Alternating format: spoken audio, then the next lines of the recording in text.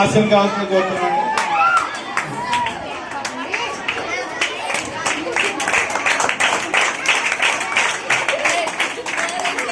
మీకు అందరికీ తెలుసున్న శ్లోకం ఏమంటే గురు బ్రహ్మ గురు విష్ణు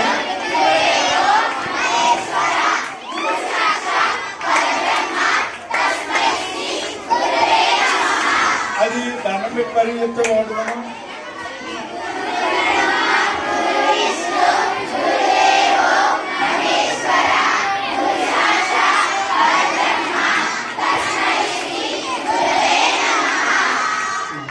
గురు బ్రహ్మ, గురు బ్రహ్మ ఎందుకు అయ్యాడు అంటే గురు బ్రహ్మ అంటే ఏంటంటే సృష్టికి కారణం. అలాగే గురువు ఏం చేస్తాడంటే మనలో ఒక జ్ఞానాన్ని సృష్టించేస్తాడు, అలాగే భవిష్యత్తులో ఒక దాన్ని సృష్టించేలా చేస్తాడు. అందుకు గురు బ్రహ్మ. ఒక సాఫ్ట్వేర్ ఇంజనీర్ ఉన్నాడు అనుకోండి, అది సాఫ్ట్వేర్ ఇంజనీర్ ఏం చేస్తాడు, సివిల్ ఇంజనీర్ అయినా సాఫ్ట్వేర్ ఇంజనీర్ అయినా ఒక సాఫ్ట్వేర్ సృష్టిస్తాడు, లేదంటే ఒక బిల్డింగ్ ని ఒక నిర్మాణాన్ని సృష్టిస్తాడు. దానికి కారణమైనటువంటి జ్ఞానాన్ని ఎవరు సృష్టించారు? గురువు సృష్టించారు. కాదు అది విష్ణువుని మన పురాణాలు ఏం చెప్తారంటే పరిపాలకుడుగా చెప్తారు, పాలకుడుగా జీవితాలకుడుగా చెప్తారు. అలాగే మన జీవితంలో నిలబడడానికి గురువు కారణం. కాబట్టి ఆ విధంగా గురువు ఏమయ్యాడు? విష్ణు అయ్యాడు.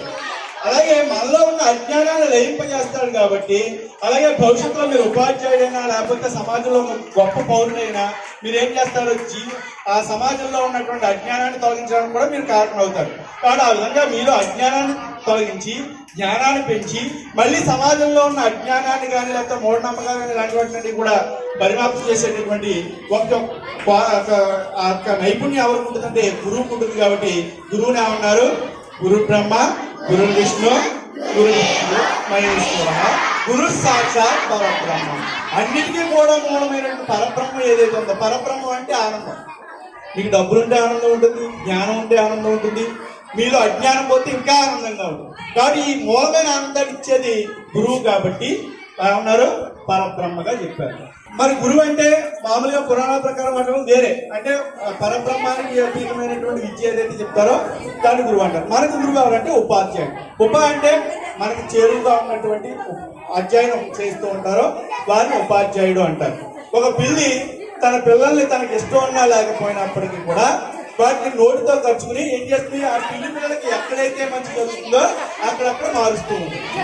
అవునా?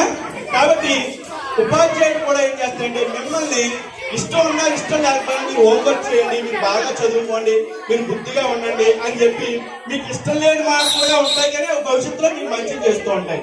కాబట్టి ఆ విధంగా ఉపాధ్యాయుడు పాఠశాల కిషోర న్యాయంతో సమానం అన్నమాట. 10th క్లాస్ వాళ్ళు ఉన్నారు కదా ఇక్కడ, 10th అయిపోయిన తర్వాత గోవత్స న్యాయం అంటారు. అంటే గోవు తీసుకెళ్తే పిల్లల్ని తీసుకెళ్ళక్కర్లే, అలాగే పిల్లల్ని తీసుకెళ్ళక్కర్లేదు, పిల్లల్ని తీసుకెళ్తే ఆవును తీసుకెళ్ళక్కర్లేదు, వాళ్ళందరూ వెనక వచ్చేస్తూ ఉంటాయి. తర్వాత అవి గోవత్స న్యాయం. తర్వాత మర్కట్ కిషోర న్యాయం అంటారు. మర్కట్ కిషోరం అంటే కోతి పిల్ల. కోతి తన పిల్లకి అన్ని నేర్పదు. కోతి పుట్టిన తర్వాత పిల్లగా ఉన్న తర్వాత అన్ని నేర్చుకోవాల్సిన బాధ్యత అందే. కాబట్టి రేపు మీరు డిగ్రీ ఆ తర్వాత లేకపోతే ఒక ఎంఏ లేకపోతే ఎంఎస్సీ చదువుకున్నారనుకో మీ అంతా మీరు చదువుకోవాలి. ఇంకా పిహెచ్డీ ఉందనుకోండి మీ అందరూ మీరు అన్ని వనరులు సాధించుకోవాలి, మంచి మంచి విద్యను నేర్చుకోవాలి. అవన్నీ కూడా మీరే అన్ని తెచ్చుకోవాలి. ఒకవేళ నేర్చుకోకపోతే అది మీ తప్పు.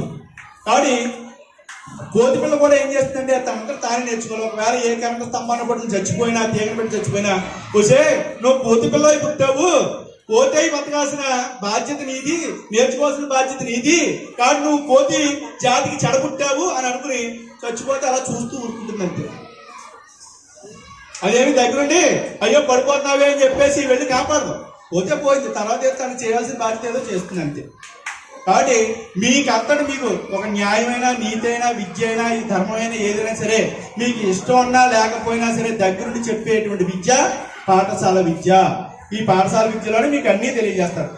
ముఖ్యంగా మన ప్రధాన ఉపాధ్యాయులు మీకు ఇష్టం ఉన్నా లేకపోయినా సరే ఈ పాఠశాలకి ఒక తాళం వేయించడం, మీరు ఇక్కడ దగ్గరగా ఇక్కడ ఉండి శుభ్రంగా భోజనం చేసే విధంగా చూడడం, మిమ్మల్ని క్రమశిక్షణగా ఉండేలా చూడడం, మీ చదువుకి ఏదైనా సహాయ సహకారాలు కావస్తే వాటిని ఎలాగైనా నెరవేర్చడానికి ప్రయత్నం చేయడం, మీకు ఏమైనా వనరుల్లో ఇబ్బంది ఉంటే ఆ వనరులను ఎలాగైనా తీర్చిదిద్దడానికి ప్రయత్నం చేయడం, ఇవన్నీ కూడా తనంతట తానే మనందరినీ కూడా ప్రోత్సాహిస్తూ లేకపోతే మాలో ప్రేరణ కల్పిస్తూ అన్నీ కూడా ఆయన చేస్తున్నారు. కాబట్టి ఆ విధంగా ప్రధాన ఉపాధ్యాయుల వారికి ఇవన్నీ కూడా పురస్కరించుకుని ఉపాధ్యాయ దినోత్సవం రోజే ఆయనకి మంచి మాత్రం మేము సన్మానం చేయాలి. అలాగే విద్యార్థులు కూడా దీంట్లో తప్పనిసరిగా తోడుండాలి. ఎందుకంటే ప్రధాన ఉపాధ్యాయులు ప్రత్యక్షంగా మీకు అన్ని తరగతులకి పాఠ్యబోధన చేయడం కుదరదు, కానీ ఆయన కూడా ఓ 20 సంవత్సరాలు పాఠ్యబోధన చేసి ఇక్కడికి వచ్చారు. కాబట్టి మాకు అందరికీ తలకాయ వంటి వారు అంటే తలవచ్చ అంటే ప్రధానమైనటువంటి గురువు. కాబట్టి ప్రధాన ఉపాధ్యాయులు వారు ఆయన లేదే మేము ఎవరో కూడా సభ్యంగా పనిచేయడానికి వీల్లేదు. కాబట్టి వారిని ఈ సమావేశం పురస్కరించి ఆయన ఒకసారి సన్మానించాలని కూర్చోబెట్టాం. ఆ కార్యక్రమం కోరుతున్నాం.